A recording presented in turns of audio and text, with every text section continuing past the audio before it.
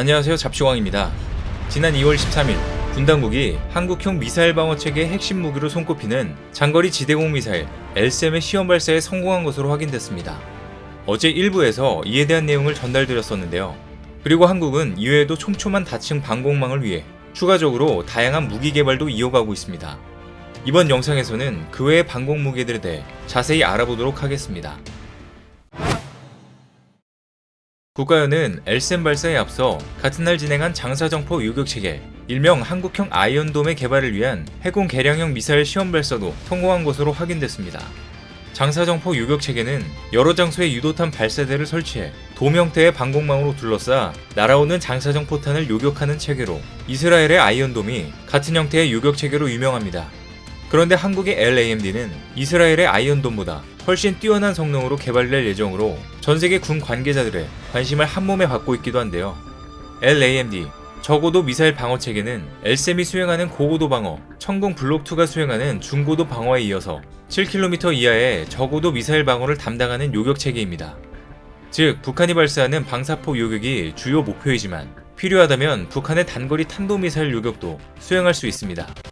한국형 LAMD도 외형적으로는 아이언돔과 비슷해 탐색 레이더는 최소 40km 이상의 탐지 거리를 요구받고 있으며 요격 미사일은 고도 7km 이하, 사거리는 10에서 15km 이내의 표적을 요격할 수 있는 성능을 요구받고 있습니다. 그런데 아이언돔은 마 1, 2 수준의 저속 로켓탄과 박격포 요격에 맞춰 개발된 것과 비교해 한국의 LAMD는 마 2에서 4 사이의 속도를 갖는 대구경 방사포 요격에 맞추어 개발된 모델로 한국의 전장 상황에 맞는 뛰어난 방어 능력을 가졌습니다. 단순히 방사포 요격용이라기보단 명칭 그대로 저고도에 진입한 거의 모든 고속 표적에 대응할 수 있습니다. 즉, 중고도 단계에서 천공 블록2가 요격에 실패했거나 요격 미사일이 모두 소진된 상태이면 LAMD가 마 4급 이상의 탄도미사일 요격을 담당하게 되는 것입니다. 현재 LIG 넥스원은 북한 방사포탄의 요격 가능성을 검증하고자 본인들이 개발한 요격 미사일 중에 가장 적합한 해궁 함대공 미사일을 개조했고, 그 개조품이 이번 요격 테스트에 동원된 것입니다. 국방과학연구소는 지난 2018년부터 본격적으로 LAMD의 기술적 가능성을 점검하는 선행 연구를 시작했고, 이 선행 연구를 공동으로 수행하는 개발 사업자가 LIG 넥스원입니다. 현재 개발 중인 LAMD는 또 하나의 큰 특징이 있는데요. 바로 호환성입니다. LIG 넥스원 관계자에 따르면 LAMD가 사용하는 요격 미사일 숫자가 바닥났거나 재장전이 필요하거나 갑자기 시스템에 문제가 생겼을 경우를 대비해 천공 블록2 미사일을 사용해 적의 미사일을 요격하는 통합형 요격 체계가 마련될 것이라고 하는데요. 물론 천공 미사일을 사용하면 가격대 성능 면에서는 문제가 될 수 있지만 급한 상황에 이러한 호환 시스템은 큰 장점으로 활용될 수 있습니다. LAMD 한 개 포대는 기본적으로 유도와 통제를 담당하는 교전 통제소, 표적 탐지와 유도 모두를 담당하는 다목적 레이더, 최대 6대의 미사일 발사대로 구성될 예정입니다. 각각의 미사일 발사대는 대당 16발, 미사일 발사 모듈 2개를 갖추므로 총 6개의 미사일 발사대를 모두 배치하면 전체 요격 미사일 수는 192발이 됩니다.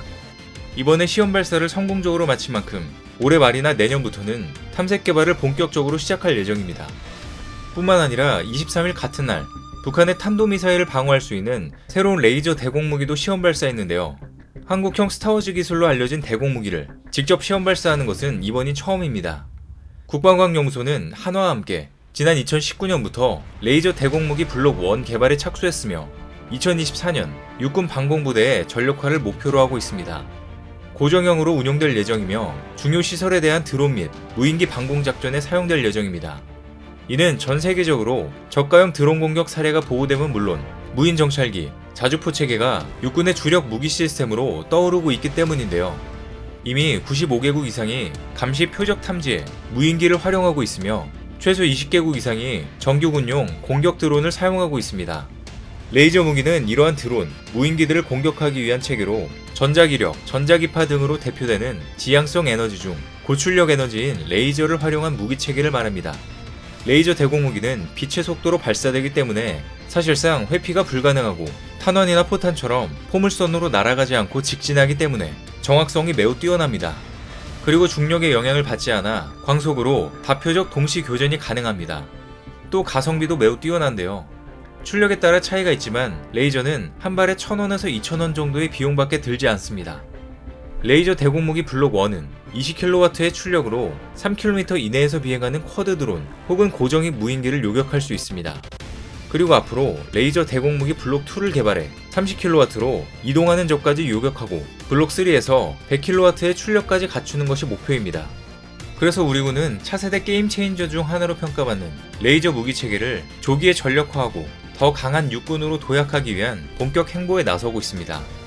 최근 육군은 22일 계룡대에서 주요 지휘자들이 참석한 가운데 육군 참모총장 주관으로 삼성 장군회의를 개최했습니다. 이날 회의에서 육군은 올해를 육군 레이저 정책 추진의 원년으로 선포하고 이를 위한 청사진을 공개했는데요. 보다 체계적인 연구와 논의를 위해 육군은 오는 3월 1일자로 육군 레이저 정책을 총괄하는 육군 레이저 정책 추진 TF를 발족할 예정입니다. 육군은 이 TF 조직을 기반으로 올해 안에 육군본부 내에 레이저 정책 부서를 신설 및 개편하고 국방 레이저 정책을 선도할 예정입니다. 이와 같이 한국은 LSAM, LAMD, 레이저 대공무기까지 잇따라 시험 발사를 하면서 한국의 다층 방공망을 강화하고 있으며 그 기술을 전 세계에 알리고 있습니다. 그런데 일각에서는 이런 한국형 미사일 방어 체계가 현재 나온 극초음속 미사일에 뚫릴 것이라는 주장을 하고 있는데요. 물론 아무리 뛰어난 요격탄이라고 해도 극초음속 미사일까지 100% 명중을 확신할 수는 없습니다. 적 미사일이 극초음속의 속도로 날아오는 데다 요격을 피하기 위해 정상적인 탄도 곡선에서 벗어난 변칙적인 비행, 회피 기동을 하는 경우도 있기 때문입니다. 따라서 방어하는 입장에선 요격을 여러 번 시도해 격추 기회를 늘리는 것이 최선의 방법인데요. 이를 위해선 적 미사일의 비행 단계별로 거리와 고도에 따라 다양한 파괴를 시도하는 다층적 요격 방식이 구현돼야 합니다. 극초음속 미사일의 경우도 마찬가지인데요. 전문가들은 극초음속 미사일은 종말 단계에서는 무서운 속도를 내지만 상승 단계에서는 극초음속의 속도를 내지 못해 그런 약점을 파고들면 요격이 불가능한 게 아니라고 말하고 있습니다. 그래서 우리 군은 극초음속 미사일 발사 초기에 요격이 가능한 무기체계도 개발하고 있습니다. 바로 한국형 레일건과 상승 단계 요격 미사일입니다. 레일건은 사거리가 길고 음속의 수배가 넘는 속도로 날아가 대량의 미사일 공격에 대응할 수 있는데요. 현재 우리 군은 마하 6에 달하는 속도를 내는 레일건을 개발하고 있습니다. 또 상승 단계 요격 미사일은 항공기 등에서 공중발사 레이저를 쏘거나 지상, 해상, 공중에서 요격탄을 쏘는 것입니다. 그런데 최근 국가연의 발표에 따르면 우리 군은 전투기에 탑재해서 상승 단계에서 탄도미사일을 요격할 수 있는 미사일도 개발하고 있다는데요.